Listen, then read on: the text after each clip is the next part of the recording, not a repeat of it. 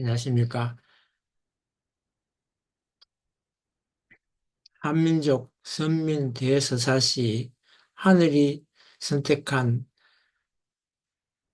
한민족 선민에 대한 두 번째 강의, 하늘 부모님을 모시는 신앙의 뿌리라는 제목으로 여덟 번째 강의를 말씀드리겠습니다. 단군 신화에 대한 내용을 잘 정리한 인터넷에 나무 위키페카 사전에 나오는 내용을 살펴보았습니다.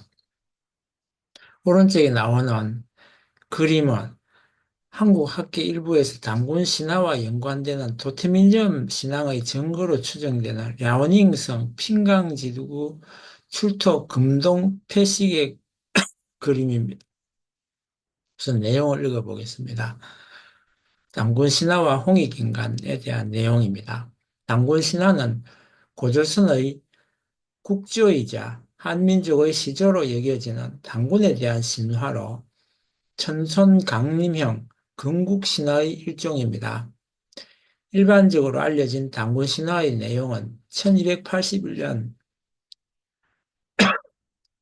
스님이, 1년 스님이 선 삼국유사를 출처로 합니다. 문헌마다 신화 내용에는 조금씩 차이가 있습니다. 당장 삼국유사 이후 10년도 지나지 않은 1287년에 쓰인 제왕운기에서는 곰과 호랑이가 쑥과 마늘을 먹는 이야기가 등장하지 않아서 당시까지도 신화의 내용이 완전히 정립되지 않았음을 보여주기도 합니다.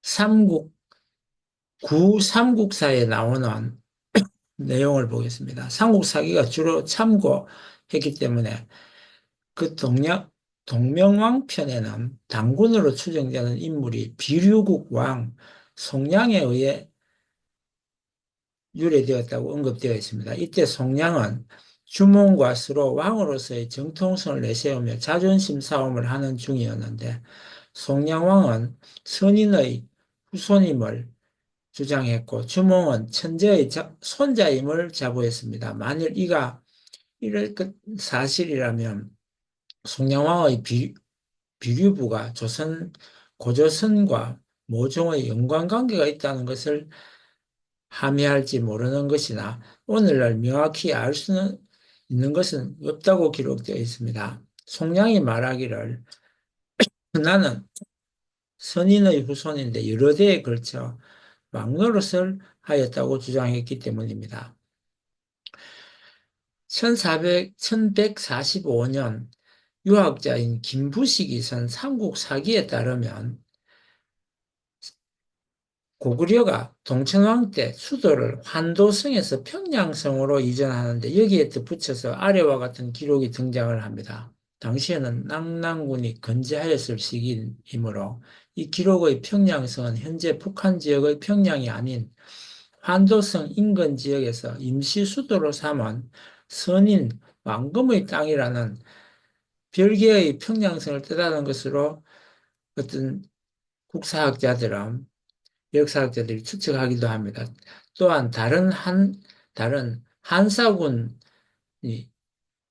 기원전 108년에 설치된 것과는 달리 고구려가 속했던 현도군만이 왕금성이 함락된 기원전 107년에 설치되었으며 현재의 북한 평양 지역을 비롯한 청천간 이남 지역에서 발굴된 기원전 2세기대 철기 문화가 고고학적으로 낙후되어 있고 지린성 통화시에서 고조선에서 고구려로 이어지는 만발발자 유적이 발굴되었는데 이 유적이 위치상 졸본천의 상류에 있었다는 송량의 비류국이라는 의견이 제시되고 있어서 고조선과 초기 고구려의 연관성이 시사된 바가 있기도 합니다.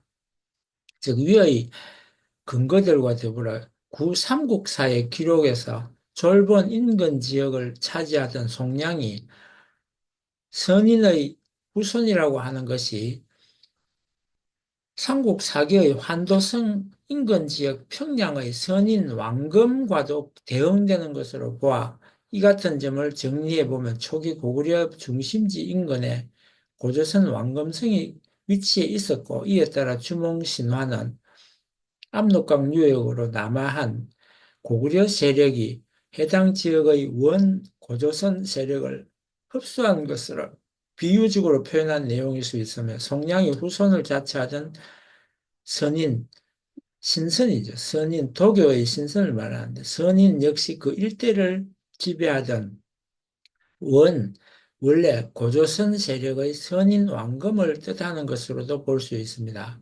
또 뒷부분의 왕흠에 도읍하였다는 문구 주체가 당군 왕금인지 동천왕인지에 대해서는 논란이 있기는 하지만 사실 그 실체는 사기 조선열전의 위만이 왕이 되어 왕흠에 도읍하였다는 것을 잘못 기재한 것으로도 볼 수 있습니다. 신채호도 이 점을 지적하며 김부식을 비판하기도 했습니다. 247년 봄 2월에 왕이 한도성에 전란을 겪어 다시 도읍으로 삼을 수 없다고 하여 평양성을 샀고 백성과 종묘와 사직을 옮겼다는 기록이 있고 평양은 본래 선인 왕금의 땅이다라고 기록되어 있습니다. 또 다른 기록에는 왕이 되어 왕흠에 도읍하였다라고 기록하였습니다. 이와 달리 1281년 1년 불교 스님이 선 삼국유사는 가장 대표적인 형태의 단군 신화 기편의 가장 첫머리인 고조선 조가 바로 여기에 해당합니다. 1년은 위스와 곡이라는 책의 내용을 인용하였다고 설명했습니다. 현재 전하는 위스로는 삼국지의 일부로 조위의 역사가 기록된 위스가 있고 후기의 역사가 기록된 위스가 있기는 하지만 여기에는 삼국유사에 인용된 대목이 존재하지 않습니다. 다만 배송지가 선 삼국지에 주석을 달면서 인용한 책에 위스가 있기 때문에 전국시대 위나라에 대한 책으로 추정하거나 서진시대 왕침이 선 위스가 아닌가 여기저기도 합니다.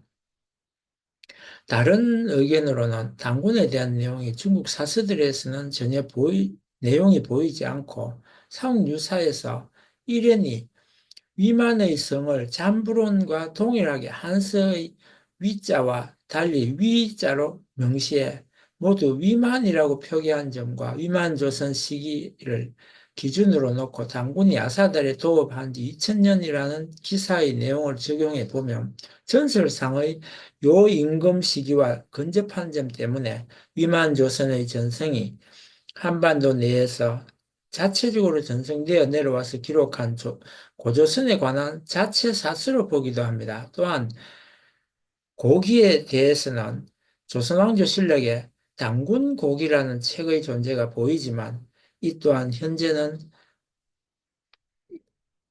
이, 현재는 전해지지 않고 있습니다. 삼국유사 이야기를 조금 더 해보면 위스에는 지금으로부터 2000년 전에 당군 왕금이 있어서 아사달에 도읍을 세우고 나라를 열어 조선이라 불렀으니 고와 같은 때였다라고 하였습니다. 또 고기에는 옛날에 환인의 서자 환웅이 있어서 자주 천하의 뜻을 두어 인간 세상을 구하기를 탐냈다라고 기록되어 있고 아버지가 아들의 뜻을 알고 천부인 세계를 주고 가서 그곳을 다스리도록 하였다 했습니다. 한웅은 무리 3,000명을 이끌고 태백 산정의 신단수 아래로 내려왔으니 그곳을 신시라 부르고 이분을 환웅천왕이라고 부른다 했습니다.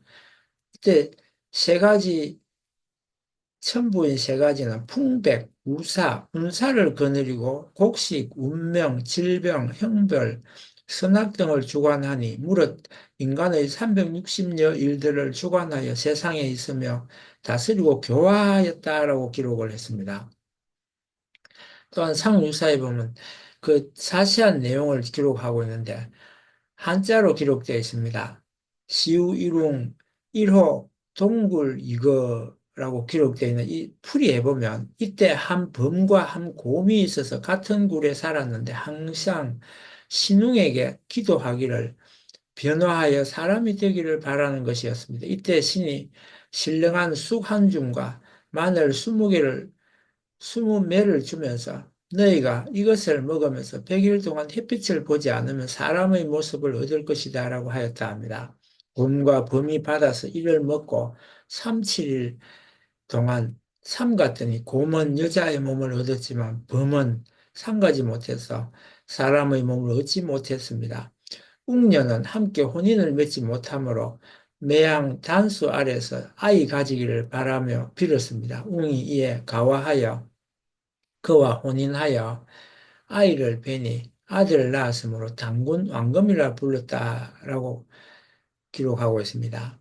또 당고 즉위 50년 견인 평양성에 도읍하여 처음으로 조선이라 칭했다라고 기록했고 성유사에 또 보면 또 도읍을 백악산 아사달로 옮겼는데 또는 궁hul산이나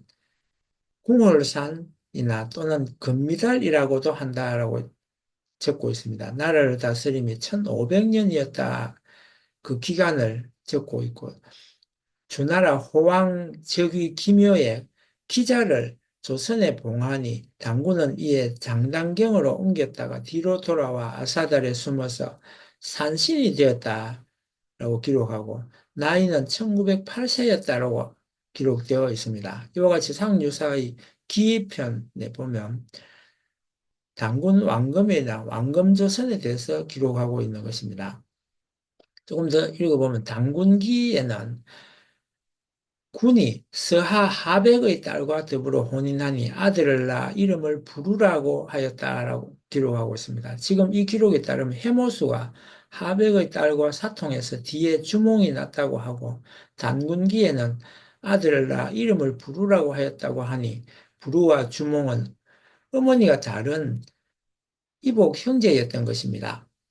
이러한 기편의 고구려조에서 고주몽 신화를 설명하면서도 주석으로 또 당군에 관한 기록이 조금 나옵니다. 여기에서 당군과 해모수를 같이 등장시키는데 이에 따라 비교를 하면서 등장시키고 있는데 식민사학자들 중에 당군을 고구려만의 지역설화로 비정한 경우가 나오기도 했습니다. 이는 당군을 지역설화로 만들어서 최초의 통합 건국설화로 기자 동네설을 강조하기 위함이었습니다. 다만 동명성황 고주몽과 당군을 관련시키는 그 자체가 상류사의 저술연대를 통해 알 수 있다시피 대략 고려 중후기부터 나오기 시작한 트렌드로 보이는데 이러한 생각이 반영되어서인지 조선시대에 건립된 팔전에서 동명성황은 기자가 아닌 당군과 같이 배양하여 제사를 지내기도 했습니다.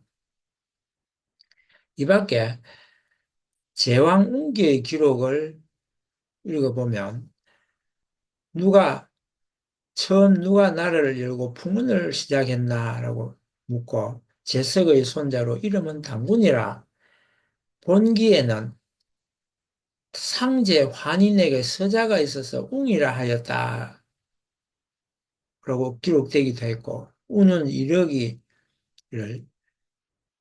삼위 태백으로 내려가 늘 인간을 이롭게 하겠습니다 하므로 웅이 천부인 세계를 받아서 귀 3,000명을 이끌고 태백 산정 신단수 아래 내려왔습니다. 이를 당군 천왕이라고 부릅니다. 우는 손녀에게 약을 마시게 하여 사람의 몸으로 만들고 단수신과 더불어 혼인시켜서 남자를 낳으니 이름이 당군이다라고 했습니다.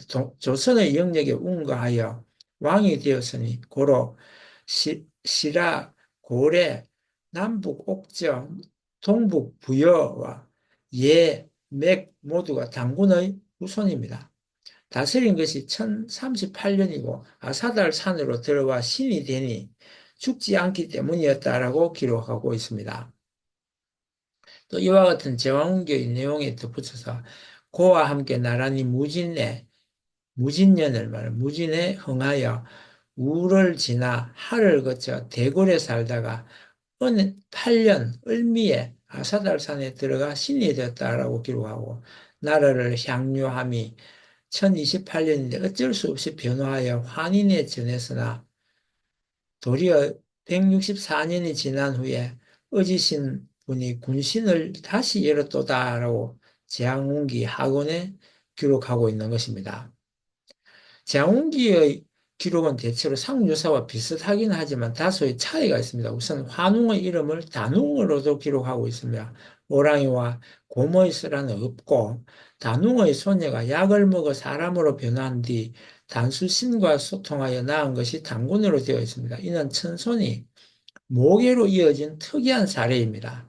또한 뒤이어 부여와 비류국을 언급하며 다음과 같이 주석을 달아 놓았습니다. 앞에는 생략하고 신이 일찍이 상국에 사자로 갔을 때 요하가에 있는 노변에 무덤이 세워져 있었는데 그곳 사람들이 부여 부마 대왕의 무덤이다라고 하였습니다. 또 가탐은 큰 평원의 남쪽의 압록은 모두가 부여의 옛땅이니 북부여란 것은 마땅히 요하가에 있었을 것이다 라고 기록하고 그 계곡은 대개 후조선으로부터 지금에 이르렀을 것이라고 말하였습니다. 동명봉기에 적기를 비류왕 송왕이 일러 말하기를 나는 선인의 후예로 대대로 왕이 되었다. 금일 그대는 나라를 세운 지 얼마 되지 않았으니 나의 부용이 되는 게 어떠한가라고 한 것은 이 또한 단군의 후손이 아니겠는가라고 하였습니다. 제왕운기 문화 콘텐츠닷컴에 보면 김경수 역으로 나와 있는 내용입니다. 여기서는 단군과 부여, 고구려를 서로 밀접하게 관련된 관계로 보고 있습니다. 1461년 골람이 쓴 응제 시주의 단군에 대한 기록을 살펴보면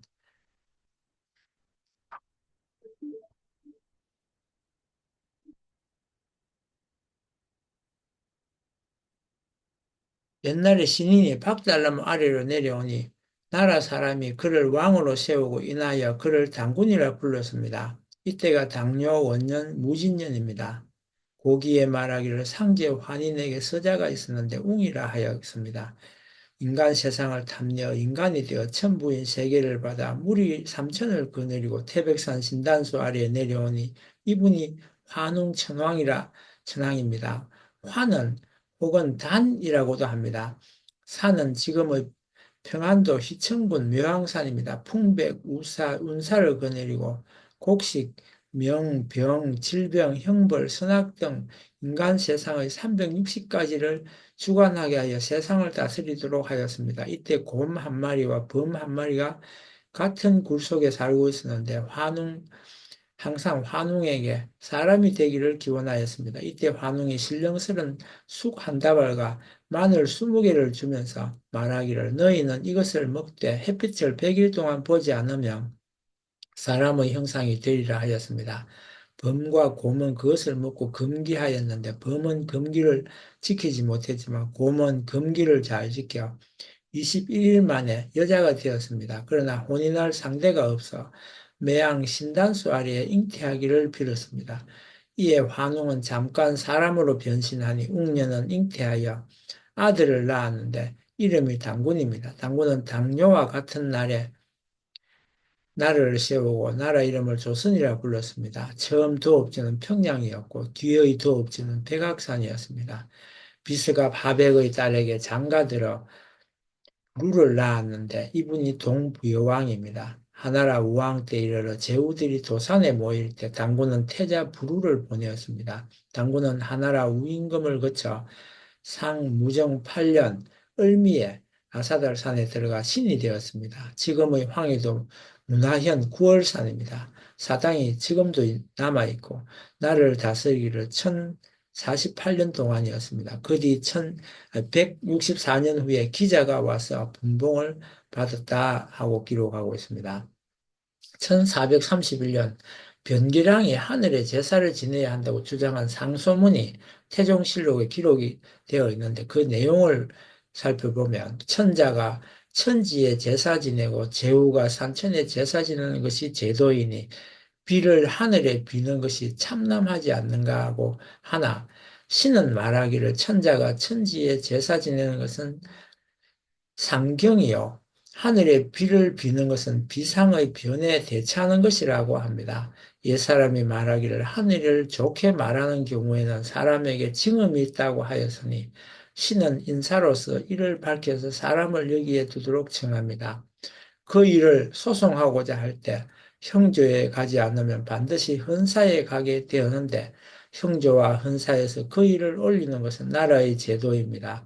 일이 급하고 사정이 지극할 경우에는 직접 와서 격고하여서 천총에 아뢰는 자도 있는데 무엇이 이와 다르겠습니까?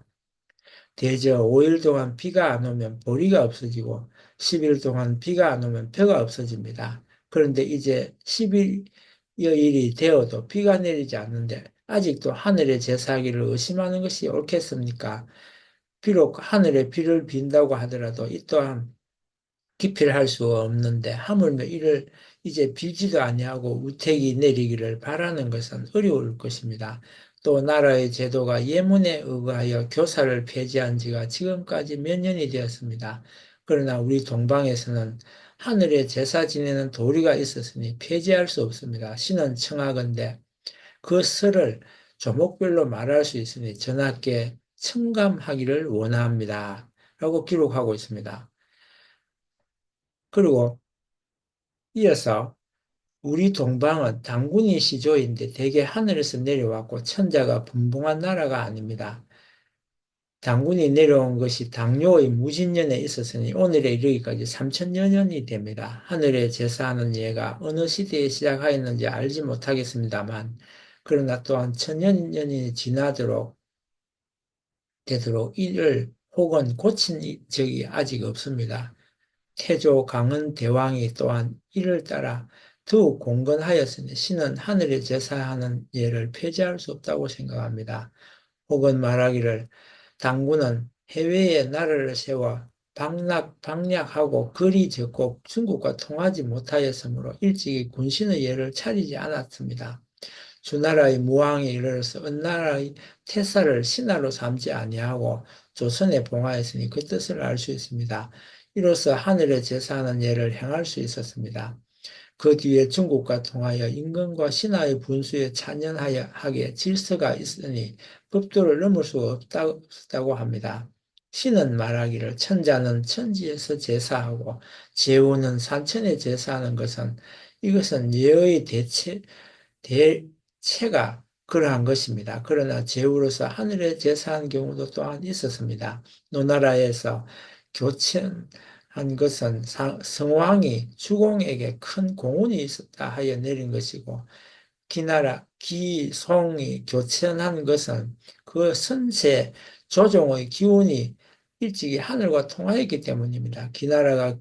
기나라 되면 미미한 것이지만 선세 때문에 하늘에 제사 지냈고 노나라는 비록 제후의 나라라 하더라도 천자가 이를 허락하여서 하늘에 제사하였습니다. 이것은 예의곡절이 그러한 것입니다 하고 하였습니다. 이어서 또 변계랑은 신이 일찍이 생각하건대 고 황제가 참난한 참난을 석평하여 이하를 혼이라고 제도를 창시하여 법을 세울 때 옛것을 혁파하고 새로운 것을 취하였습니다.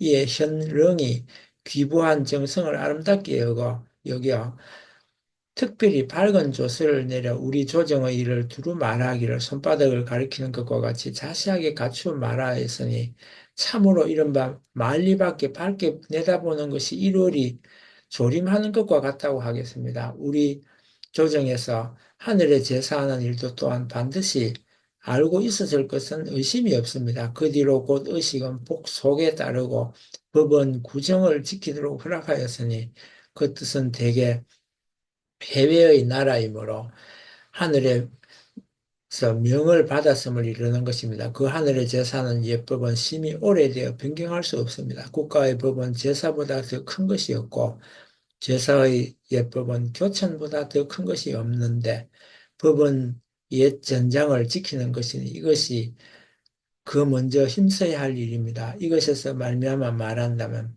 우리 조정에서 하늘에 제사하는 것은 선세에 찾게 되니 천년을 지나도록 기운이 하늘과 통한 지 오래되었습니다. 고 황제가 또 이미 이를 허락하였고 우리 태족에서 또 일찍이 이에 따라서 더욱 공건하였으니 신이 이른바 동방에서 우리 동방에서 하늘의 제사의 이치가 있어 폐지할 수 없다는 것이 이것 때문입니다.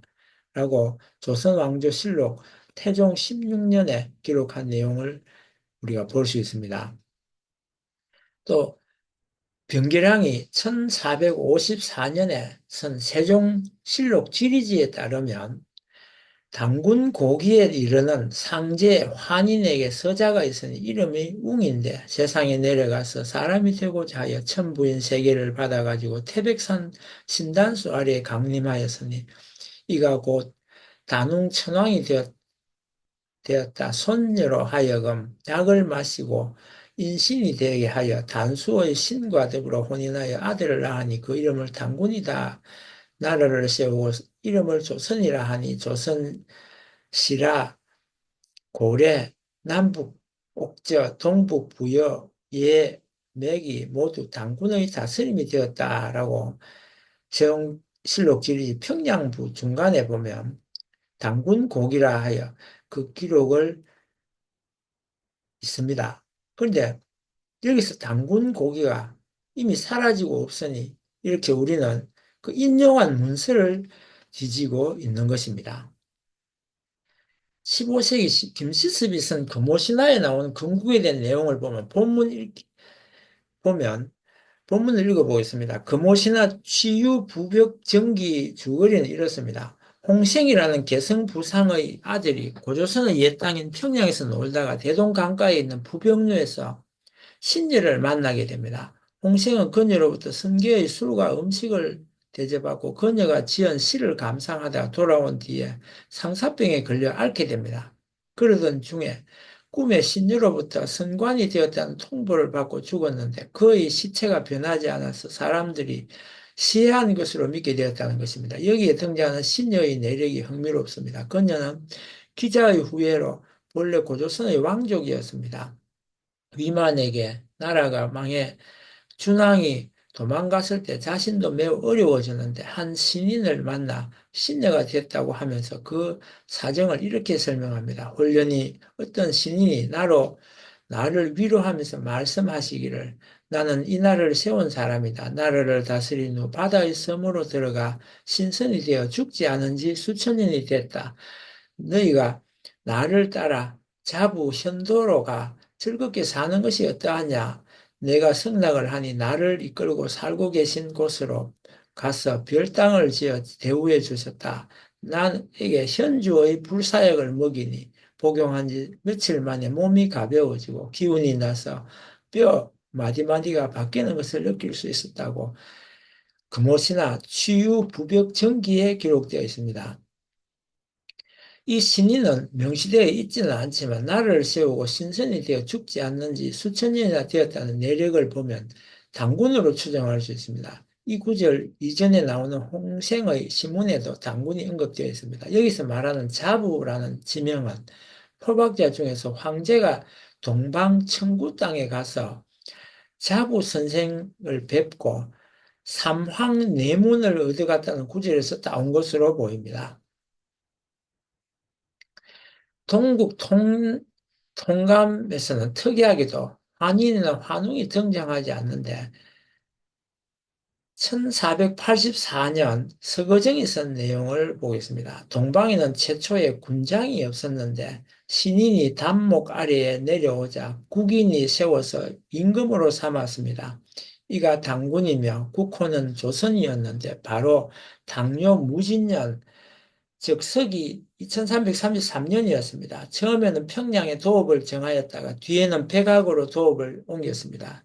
상나라 무정 8년 을미년에 아사달산에 들어가 신이 되었다라고 동국통감 외기에 기록이 되어 있습니다. 당군이 이렇게 특이하게도 한웅이 등장하지는 않지만 당군이 하늘에서 곧바로 내려온 존재라고 여기고 있습니다. 그 외에도 평양에 처음 도읍했다가 백악으로 천도했다는 내용도 들어있습니다. 17세기 초 이의백이 지은 신선 설화집인 5개 일지집에 보면 여기에서 당군을 신선 또는 임금으로 취급합니다. 옛 기록에 의하면 9월산에 8대가 있는데 산꼭대기의 비스갑비에 여기에 와서 논일제, 비스갑비라는 신선 비슷한 그런 존재가 와서 논일제, 제 상스러운 기운이 무지개와 같았다고 합니다. 단제가 비스갑비를 맞아 왕비로 삼고 성자 3인을 낳았는데 장자는 부소, 차자는 부루, 삼자는 부여라 하였습니다. 중국의 요 임금 25년 무진년에 왕금이 임금이 되어서 아사다를 서울로 삼고 국호를 조선이라 하였는데 이분이 최초의 장군이었습니다. 재위한 지 93년 경자년에 신으로 모셔졌고 태자 부루가 임금이 되었습니다. 아사달산에 들어가 돌을 닦다가 은나라 무정 임금 8년 갑자년에 금린을 타고 신선이 되어 사라졌다라고 적혀 있습니다. 금리는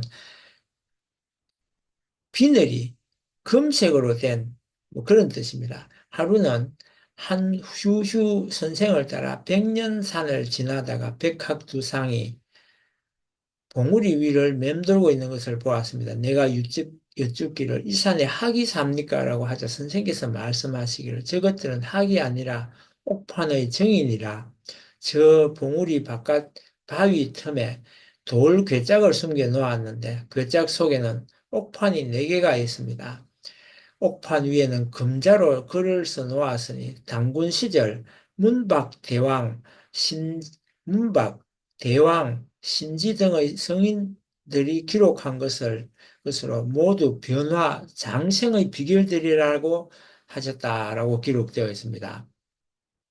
여기서 문박은 청학집에도 등장했던 옛 신선이며 신지는 고려 때 유행하던 참서 신지비사의 작자로서 이름이 전해져 오는 전설상의 인물입니다. 그 외에 옥계 일지집에는 환웅성선이 창작하고 해모수 선이 정리했던 현묘결 등의 설화가 기록되어 있습니다. 1648년 조여적이 쓴 청학집을 보면 도인인 금선자는 변지의 기수사 물록이라는 책을 인용하여 다음과 같이 말합니다. 금선자가 말했습니다. 변지의 기수사 물록이라는 책은 우리 동방 도인들의 모든 것을 기록하고 있는데 거기에 이런 말이 있습니다. 환인, 진인은 명류로부터 도를 배웠고 명류는 광성자로부터 도를 배웠는데 광성자는 옛날의 선인이다 라고 기록이 있고 환인은 동방 선파의 시조가 되었는데 환웅천왕은 환인의 아들로 그 뜻을 계승하고 그 일을 실천함과 아울러 풍우와 오곡 등 360가지 일을 주관하여 동방의 백성들을 교화시켰습니다. 당군이 그 일을 잇고 이어서 교화를 행한 지 10년 9개 오랑캐 일을 썼는데 구위가 모두 받들어 천황으로 세웠습니다. 당군은 쑥대풀로 엮은 정자와 버드나무로 지은 궁궐에서 살며 머리를 닦고 소를 타고 다니면서 나라를 다스리는데 세상을 주관하기 1048년 만에 아사산에 들어가 선거하였다라고 선선이 되었다라고 기록하고 있습니다. 그 후에 문박씨가 아사산에 살았는데 환한 얼굴에 모난 눈동자로 능히 당군의 돌을 터득하였습니다. 영랑이라는 사람은 향미산 사람입니다. 나이는 90에도 어린애의 얼굴빛이었으며 해오라비 기서의 관을 쓰고 철쭉 지팡이로 산과 호수를 소유하였는데 마침내 문박의 가르침을 전하였습니다. 만 시절에는 신녀 보덕이라는 사람이 있었습니다. 바람을 타고 다녔고 금고를 안고 노래를 불렀는데 용모가 마치 가을물의 부영꽃과 같았다 하였습니다. 그녀는 영랑의 돌을 개성하였습니다. 부용꽃은 예, 무궁화 꽃을 많이 닮은 여러 해 살이의 꽃인데 제주도에 가면 겨울에도 꽃이 그대로 피어 있는 것을 볼 수 있습니다. 여기에서 우리는 당군 신화가 도교와 결합하는 과정을 알 수 있습니다. 이후 홍만종이 저술한 해동 이적에서는 한국 단학의 원류를 단군에서 찾고 있습니다. 1710년 서람 선생이 쓴 묘황산지를 보면 제대조의 이르기를 환인의 아들 환웅이 태백산 신단 아래에 내려와 거처하였습니다. 환웅이 하루는 백호와 교통하여 백호가 아들을 낳으니 이가 곧 단군이다 하였습니다. 숙종 때 서람 스님이 지은 묘양산지에는 또 내용이 조금 다른 단군 신화가 있습니다. 여기에는 환웅과 백호가 교통하여 낳은 아들이 단군이라 되어 있습니다. 또한 여기에는 환웅의 웅을 고뭉자를 쓰고 있어 환웅의 신체를 곰으로 보기도 합니다. 이외에도 옥의 일지집에는 환웅 선생이 창작하고 해모수 선인이 정리했다는 현묘글이 앞서도 제가 기록이 있다고 말씀을 드린 적이 있습니다. 입에서 입으로 전해 내려오다가 후대의 기록으로 남겨진 구전문학을 살펴보면 환웅이나 환인이 없는 단군 신화가 내려오고 있습니다. 또 내용을 보면 또 어떤 이런 말하기를 당군은 단목 곁에 내려와서 태어났다고 하니 지금의 삼성설은 새 성인을 말하는데 삼성설은 진실로 믿을 수 없다고 합니다. 이는 문화현 출신의 우의정 유관의 상소문에 나오는 내용입니다. 다시 한번 곰곰이 생각하면 흥미로운 생각도 할 수 있습니다. 유관이 전해들은 이야기를 기록한 부분으로 그가 말한 어떤 사람은 지금의 삼성설에 믿을 수 없다고 하면서 당군 스스로 나무 곁에 태어났다는 이야기를 언급하고 있습니다. 유관은 이를 아주 오래 전인 태고 시대가 뭉쳐서 인간이 되었다는 설과 연결하여 나무 아래에서 태어났다는 이야기는 황당무계하다라고 덧붙였습니다. 즉, 그가 전해 들었다는 황당무계한 이야기는 나무가 있고 당구는 바로 그 곁에서 태어났다는 이야기인데 그 이야기를 전한 사람은 삼성설, 그러니까 삼성이란 말은 하동군 청학동에 가보면 환웅, 환인, 당군 이렇게 세 성인을 모셔놨는데 그 삼성을 말하는데 그래서 믿을 수 없다고 했습니다. 그렇다면 이 기록은 온전히 기록되지 못하고 구전으로만 전해지다가 사라진 구월산 지역에서만 전해지던 또 다른 당군 신화의 흔적일 수 있습니다. 그 나름대로 구전 내력을 가진 전설이 아니라면 굳이 널리 퍼진 삼성설을 부정하면서 내세울 리가 없지 않을까요? 다만 상세한 내용이 전해지지 않기 때문에 확신을 할 수 없습니다. 이후 환인과 환웅 없이 당군만 등장하는 유형은 당군이 직접 강림하는 형태가 되어서 동국 통감으로 이어지게 되는 것입니다. 평양시 강동군 남쪽 구빈마을의 전설에 나오는 당군 신화의 내용을 살펴보면 당군이 거느리는 박달족이 마고 할미가 족장인 인근 마고성의 마고족을 공격했다라고 나옵니다.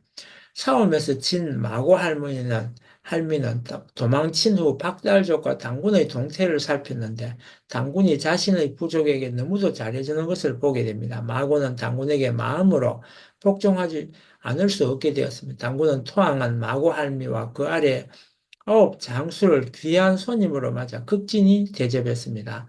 9손님을 맞아 대접한 곳이 구빈 마을이고 마고가 항복하기 위해 마고성으로 돌아오면서 넘은 고개를 왕림고개라 합니다. 라는 전해내로는 구빈마을 전설이 있습니다. 우리가 환인과 환인, 단인으로 기록하고 있는 제석천 혹은 상제로 여겨집니다. 이 제석천 또는 상제와 동일시되었기 때문에 제석천과 동일시되는 환인을 상제로 보는 것은 그리 이상한 일은 아닙니다.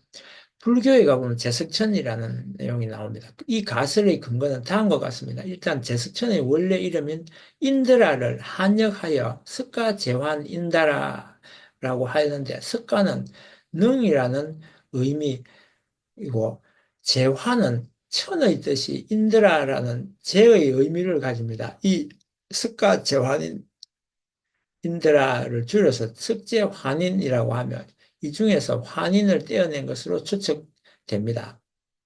이에 대해서 국내 최초 기록자인 상류사의 책임자가 성녀 일현이었기 때문에 당군을 불교와 섞어버린 것이 아닌가 하고 이해하는 것이 보통입니다. 반면 윤내연이라는 유학자는 이성유가 불교적 개념으로 재앙운기를 서술했을 리가 없고 인용한 책도 본기로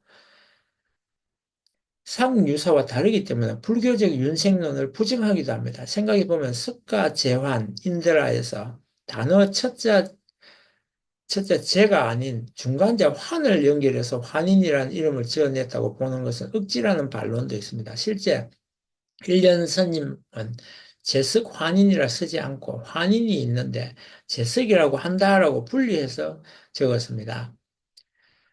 하늘님을 한자로 옮기는 과정에서 불교적 의미로 덧붙여 쓸 것이라는 설이 있고 빛, 태양, 숭배 사상에서 환한님이 음차된 것으로 보기도 합니다. 환웅은 신라의 차차웅이라는 이름과 연계하여 하늘님보다도 낮은 땅의 무당으로 해석하기도 합니다.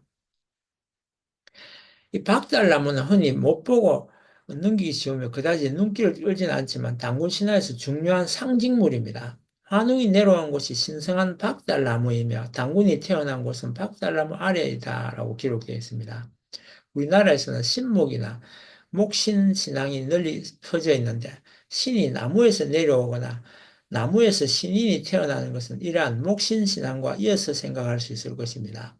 성경책에 나오는 생명나무와 이 신단수라고도 한자로 적힐 수 있는 박달나무가 어떤 관련을 지을 수도 있을 것입니다. 당군의 이름부터가 단은 곧 박달나무 단자이고 따라서 당군은 박달나무의 임금으로 풀이할 수 있습니다. 박달나무는 자작나무의 일종으로 시베리아와 몽골 등 동북아시아에서 많이 자라며 한민족뿐 아니라 중앙아시아 유목 민족들도 신성치 않은 나무입니다. 다만 여러 문헌에서 박달나무 단 대신에 재단단을 사용하는 경우가 종종 발견되기 때문에 이에 대한 해석도 분분합니다.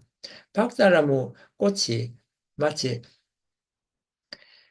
봄에 피는 일본 사람들이 주로 좋아하는 벚꽃이 핍니다. 그래서 이 벚나무가 박달나무와 비슷하기 때문에 일본에서도 벚꽃을 이렇게 모시는 것도 어쩌면 이 박달나무 영향을 받았을 수도 있을 것입니다. 고대 한국의 신앙은 하늘 부모님을 모시고 공경해온 다양한 신화와 제의로 가득합니다.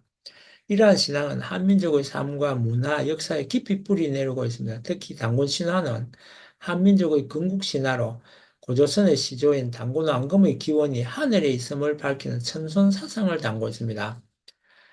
한웅은 우주와 천지 만물을 주재하는 지극히 크신 한 분, 하늘신, 그러니까 하느님, 하늘, 한님 뭐 이렇게 부리는 환인의 아들로 환웅은 인간 세상을 다스리기 위해 하늘에서 내려왔다라고 있습니다. 이렇게 환웅은 환인에게 천부인 세계를 받아서 삼천의 무리를 이끌고 만주평원과 한반도를 잇는 태백산, 지금의 백두산이라고 하는 사람도 있고 또 묘향산이라고 말하는 사람도 있습니다만 이러한 태백산 신단수 아래에 신시를 세웠다라고 기록되어 있습니다. 환웅은 풍백, 우사, 운사를 거느리고 사람들에게 농업, 의학, 법률 등을 가르치며 홍익 인간의 이념을 실천했습니다. 이는 널리 인간을 이롭게 하라는 인류 보편적 모든 인류가 바라는 하늘 부모님의 뜻으로 고조선의 건국 이념이자 한민족의 정신적 지표가 되었습니다. 어느 날 곰과 호랑이가 환웅을 찾아가 사람이 되고자 환웅에게 빌었는데 신령한 수간타래와 마늘 20개를 주면서 이것을 먹고 100일 동안 햇빛을 보지 않으면 사람이 될 것이라고 하였습니다. 이후 곰은 여자의 몸이 되어 잠시 사람으로 변한 환웅과 결혼하여 단군 왕금을 낳았다는 이야기가 제가 어릴 때도 사람들의 이야기를 직접 들은 적이 있습니다. 이렇게 우리가 여러 문헌에서 뭐 이런 내용을 많이 기록을 볼 수도 있지만 실제로 전설처럼 우리가 많이 알고 전해 들은 이야기입니다. 이러한 단군 신화의 내용들이 대부분 지리적 배경이 북한이기 때문에 지금은 우리들이 북한에 가볼 수도 없고 그래서 뭐 어렵지만 상류사의 단군 신화는 평양을 중심으로 한 평안도 일대의 지역을 주로 무대로 하고 있습니다. 환웅이 내려왔던 태백산은 현대 한국인들은 당연히 한반도 최고봉인 백두산이라고 생각하고 있지만 일제강점기까지만 해도 백두산과는 전혀 연관이 없었고 지금의 묘양산으로 비정됩니다.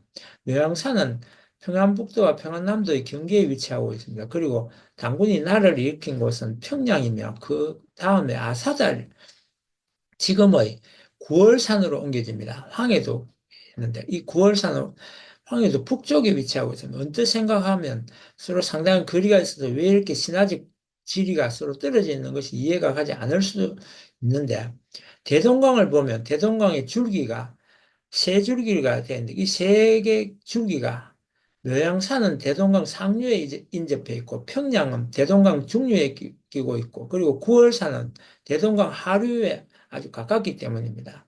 도로가 발달하지 않은 고대에는 강이 수운으로서 지금의 고속도로와 같은 역할을 했다는 걸 생각하면 단군 신화의 주요 지점이 대동강 주변에 위치하고 있다는 것을 단순히 우연은 아닐 거라고 보는 것입니다. 다만 상류사의 삼위 태백을 묘양산으로 선정한 것은 명백히 불교적 성향이 강하기 때문에 조선시대로 접어들면서 태백산을 백두산으로 비정하는 경향이 강해졌습니다. 이는 고조선의 초기 중심지 비정과도 연결됩니다. 태백산을 묘양산으로 보는 입장은 당연히 평양을 강조하는 것이고 태백산인 백두산으로 보는 입장은 요령 중심설에 가깝습니다. 현재 학계에서는 고조선의 중심지 이동설이 주류이기 때문에 태백산은 묘양산은 다라고 일치시키는 이후에 고조선의 중심지가 평양이 된 이후에 평양 지역에 토착화되는 과정에서 형성된 것으로 이해하는 견해가 많습니다. 이와 비슷한 사례로는 동명성황 관련 설화의 평양 지역 토착화를 들 수 있습니다. 초기 고구려의 중심지는 평양이 아니라 훨씬 더 북쪽인 국내성 일대였는데 이러한 역사적 사실과는 다르게 평양에서는 고구려 초대 군주인 동명성왕과 관련된 구전이 다수 존재합니다. 이 역시 고구려의 중심지가 평양으로 이동함에 따라 고구려 설화가 토착화된 것으로 이해할 수 있을 것입니다. 당군은 단순히 한민족의 시조로서 홍익인간뿐만 아니라 세상에 있으면서 다스려 교화한다는 제세이와 도로서 세상을 다스린다는 이도여치, 밝은 빛으로 세상을 다스린다는 광명이세의 이념을 주창하였지만 여기서 한반도를 넘어서서 만주뿐만 아니라 중국이나 일본, 전 유럽까지 아프리카나 아메리카까지 포함하는 그런 사상을 이미 준비하고 있다는 것을 알 수 있습니다. 당군은 이러한 평화 이념을 중심하고 고조선을 다스려 하늘 부모님을 모시고 그 뜻에 따라 살며 모든 인류가 바라는 보편적 평화를 창조하는 한민족 비전의 상징이 되었습니다. 우리 사람은 한 사람이요. 우리나라는 한 나라요. 우리 문화는 한 문화라고 할 수 있는 것은 함스크농이 그렇게 말하기도 하지만 우리 문화의 뼈대요 바탕에 하늘 부모님 신앙이 있었음을 의미합니다.